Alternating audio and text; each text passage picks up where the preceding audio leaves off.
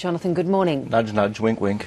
Say no more. Famous place. Off we go. Squire. And let's bring up page one of the Australian, shall we? Because it's being called Winkgate. Well, of course it is. Oh, natural. And there's a piece on the front page of the Australian that says it's a reported piece, but Jonathan, it really does read to me more like commentary. Well, a little bit, yes. Look, it says that the left, seized by its hatred, the political fringe, is piling hate upon hate in its attempt to bring down the PM.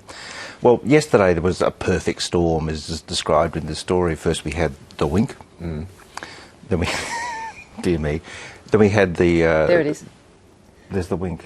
It's coming up any minute now. Any sec. Winking, winking, winking. No, there it is. You go. And also the series of faces that follow, I think, is actually, in some respects, even more interesting. Can I just say... Yes. I think this is trivialising the political discussion somewhat. Yes. I think this is a real sign of where we're at right now, that this kind of thing just takes off with this extraordinary firestorm, this amazing momentum that just sweeps all before it. Oh, well, Jonathan, you shouldn't have brought it here with you then.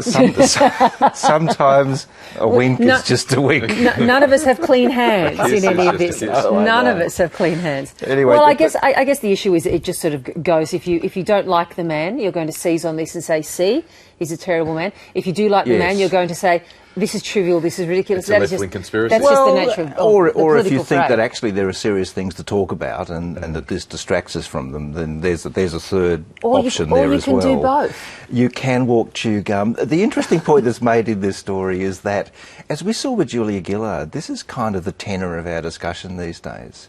There was a lot of hate piled on her, or the ditch the witch. We're seeing a reproduction of that sort of feeling in the campaign. Is anyone against Abbott. surprised if that's how they play it? No. Well, the interesting point again made in this piece is that, unlike Abbott, who participated in that sort of sense and that feeling, the ditch the witch kind of thing against Gillard, Shorten is staying well back from all this, just sort of letting the thing do its work. He may have been participating, he may just be invisible. We're not quite sure, but it's not or the sideshow caravan is not paying any attention to him. It's not being egged on in quite the same way, and it also lacks that other element, of course, with Gillard. But the point of this piece is that it's the only reason that this wink is even being mentioned is that the left hates Tony Abbott. The political fringe is attempting to steal the limelight and investing the discussion with personal hatred. It's an outrage. Let's go to a serious topic, shall we? The Age has new figures which show, or extra figures that show the impact of the budget on poorer Australians. And they say that the poorest fifth of income earners in the country bear the biggest burden out of the budget cuts. And that poorest fifth, that's people with incomes of $35,000 or less, lose $2.9 billion in the various cuts and so forth. The wealthiest fifth, that's people of $88,000 per year or more, lose $1.78 billion.